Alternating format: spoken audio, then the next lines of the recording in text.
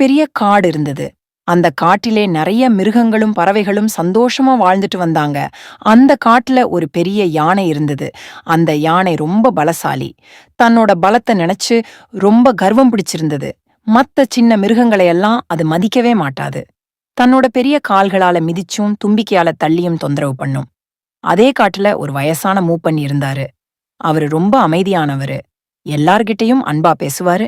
காட்டுல இருக்கிற எல்லா செடி கொடி மரத்த பத்தியும் மிருகங்கள் பறவைகளோட பழக்க வழக்கத்தை பத்தியும் அவருக்கு நல்லா தெரியும். அதனால எல்லாரும் அவர் ரொம்ப மதிச்சாங்க.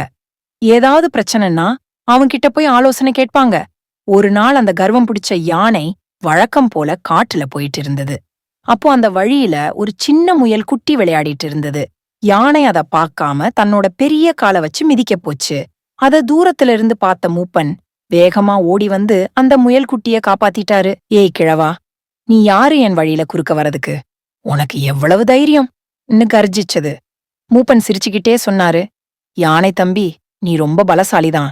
ஆனா இந்த காட்டுல எல்லாரும் சமம். சின்ன உயிரையும் மதிக்க கத்துக்கணும். யானைக்கு இன்னும் கோவம் அதிகமாச்சு. போயா போ, உன்னையெல்லாம் நான் ஒரு நொடியில சொல்லிட்டு தன்னோட தும்பிக்கையால மூப்பனை தள்ள போச்சு.